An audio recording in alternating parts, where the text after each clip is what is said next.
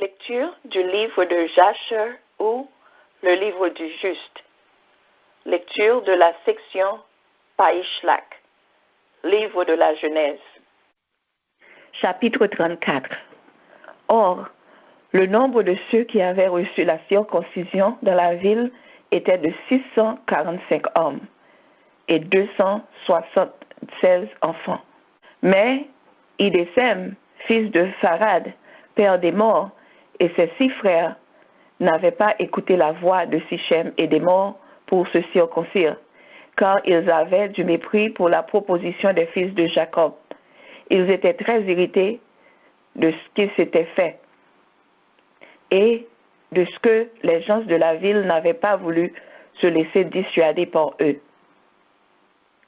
Le 10e jour, au soir, on découvrit que 8 petits-enfants n'avaient pas été circoncis, car leur mère les avait tenus cachés. Sichem et Émor envoyèrent des hommes pour les prendre et les circoncire. Mais Idésem et ses 6 frères se jetèrent avec leurs épées sur ces hommes pour les tuer. Ils voulurent aussi tuer Sichem et Émor avec Dina. Et ils leur dirent, « Quelle est cette conduite que vous avez tenue? N'y a-t-il pas des filles chez vos frères, les Cananéens, pour que vous alliez demander une femme aux Hébreux, que vous n'avez connue ni hier ni avant-hier, et pour l'obtenir, vous faites une chose que vos pères n'ont jamais pratiquée ni ordonnée? Ne pensez pas que cela vous portera bonheur.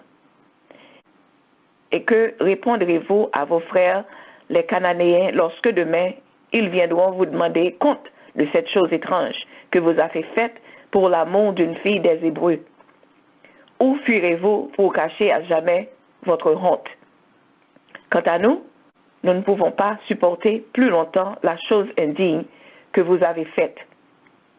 Dès demain, nous assemblerons les Cananéens de tous ces pays et nous viendrons et nous vous massacrerons avec vos nouveaux alliés au point de ne laisser survivre aucun individu ni chez vous ni chez eux. Et mort, Sichem et les habitants de la ville, en entendant ces menaces d'Idésem et de ses frères, tremblaient pour leur vie et se repentirent de tout ce qu'ils avaient fait. Alors Sichem et Émor répondirent à Idésem, leurs proches parents, et à ses frères, « Nous reconnaissons que tout ce que vous dites est juste. Ce n'est pas parce que nous aimons les Hébreux que nous avons fait cette chose inaccoutumée parmi nous, mais parce que nous avons voulu obtenir d'eux ce que nous désirions. Dès que nous l'aurions obtenu, nous nous joindrons à vous et nous traiterons ces étrangers selon ce que vous avez résolu vous-même. Attendez seulement que nous soyons guéris et que nous ayons repris nos forces. » Or, Dina avait entendu tout cet entretien et elle expédia promptement à la maison de Jacob une des 2 servantes qui lui avait été envoyée. Et elle fit savoir à son père et à ses frères ce qui se préparait contre eux. À cette annonce, Jacob et ses fils furent extrêmement irrités contre les habitants de la ville de Sichem. Et Siméon et Lévi prononcèrent ce serment. Par la vie de Jéhovah, Dieu de toute la terre, dans la journée de demain, tout périra dans cette ville. Le lendemain, Siméon et Lévi marchèrent contre la ville, et ils furent assaillis en route par 4 jeunes gens qui n'étaient pas circoncis parce qu'ils s'étaient cachés pendant l'opération. Les fils de Jacob en tuèrent 2, et les 2 autres s'enfuirent et se cachèrent dans des puits de bitume, de sorte qu'ils ne purent les trouver. Siméon et Lévi entrèrent ensuite dans la ville et passèrent au fil de l'épée tous les mâles jusqu'au dernier, avec Émor et Sichem, et ils se retirèrent emmenant Dina. Et la ville retentissait des cris et des lamentations des femmes et des jeunes enfants.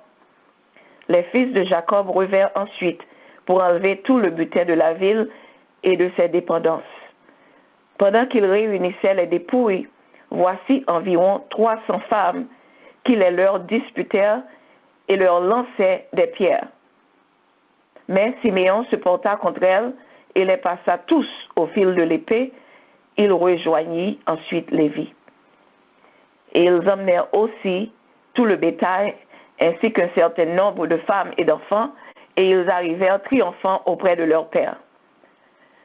Quand Jacob vit le traitement qu'ils avaient fait à la ville, il se fâcha violemment contre eux, et il leur dit, « Qu'avez-vous fait là? J'ai trouvé une demeure tranquille dans ce pays, où nul ne me disait une parole déplaisante, et voilà que vous m'avez rendu odieux aux Cananéens et aux Phérésiens. Nous sommes en petit nombre. S'ils se réunissent tous contre nous, ils nous accableront et nous extermineront. » Siméon et Lévi et tous leurs frères répondirent à Jacob, « Nous vivions paisiblement, et Sichem a osé outrager notre sœur. Pourquoi as-tu gardé le silence? Notre sœur doit-elle être traitée impunément comme une courtisane? » Or, les femmes vierges que Siméon et Lévi avaient emmenées captives étaient au nombre de 85. Il se trouvait parmi elles une petite fille nommée Buna, d'une grande beauté, que Siméon réservait pour en faire sa femme. Les enfants mâles qu'ils avaient pris, sans leur ôter la vie, étaient au nombre de 47. Toutes ces femmes et tous ces jeunes garçons et leurs descendants sont demeurés esclaves des Hébreux jusqu'à la sortie de ceux-ci du pays d'Égypte. Or, les deux jeunes hommes de Sichem, qui s'étaient cachés dans des puits de bitume, rentrèrent dans la ville après que Siméon et Lévi en furent sortis, et ils la trouvèrent toute dévastée, sans un seul homme survivant, et les femmes parcouraient les rues en se désolant. Et ils rapportèrent aux habitants de Taphna comment les fils de Jacob avaient ruiné une des villes du peuple cananéen sans craindre les autres habitants du pays. Mais Jasub, roi de Taphna, ne voulut pas croire que deux hommes eussent détruit une grande ville comme Sichem, car pareille chose ne s'était jamais vue ni au jour de Nimrod, ni à aucune époque. Et il envoya deux esprits qui revinrent lui dire, « Nous n'avons trouvé dans la ville ruinée ni un homme, ni une pièce de bétail, rien que des femmes qui pleurent. » Alors Jasub dit à tout son peuple, « Soyez courageux et allons combattre ces Hébreux pour venger les habitants de Sichem. » Mais les conseillers qu'il assembla lui dirent, « Tu ne pourras pas, avec tes seules forces, vaincre ces Hébreux, puisque deux d'entre eux ont été assez forts pour massacrer une ville entière. Si tu les provoques, ils viendront nous exterminer tous ensemble. Il faut plutôt inviter tous les rois, nos voisins, à se joindre à nous. C'est ainsi que tu en viendras à bout. » Ce conseil ayant plu à Jasub, il envoya dire aux 7 rois des Amoréens, Jacob l'Hébreu et ses fils ont fait à la ville de Sichem ceci et cela, et vous l'ignorez. Maintenant, venez et aidez-moi à les exterminer de dessus de la face de la terre.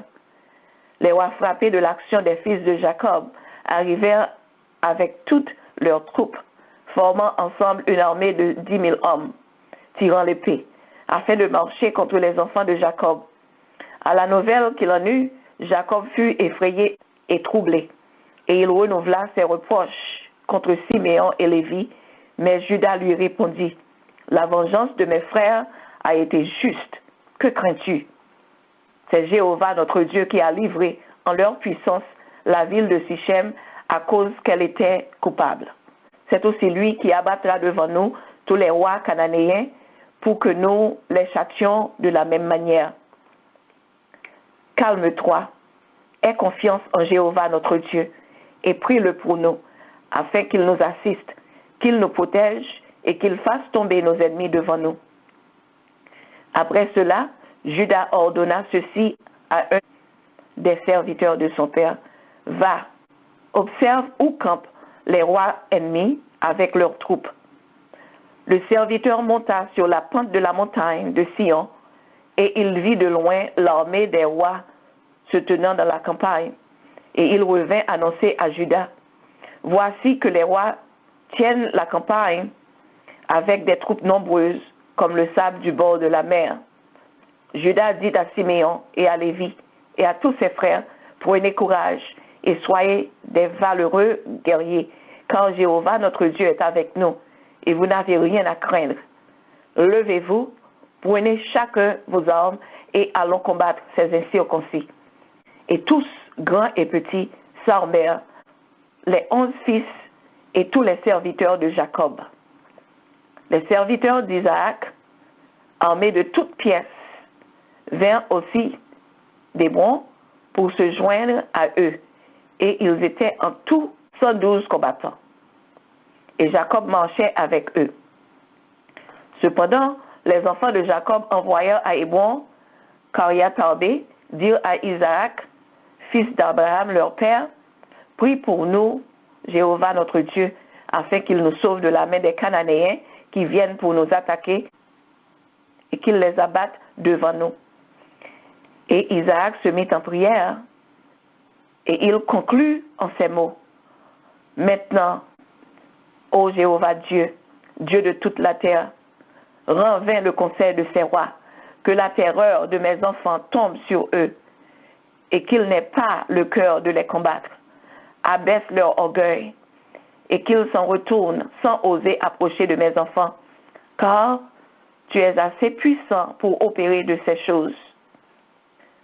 Pendant ce temps, les fils de Jacob et les serviteurs, forts de leur confiance en Jéhovah, leur Dieu, s'avançaient vers les rois et leurs pères, qui étaient dans leur rang, pria aussi Jéhovah, ainsi que Juda l'y avait exhorté.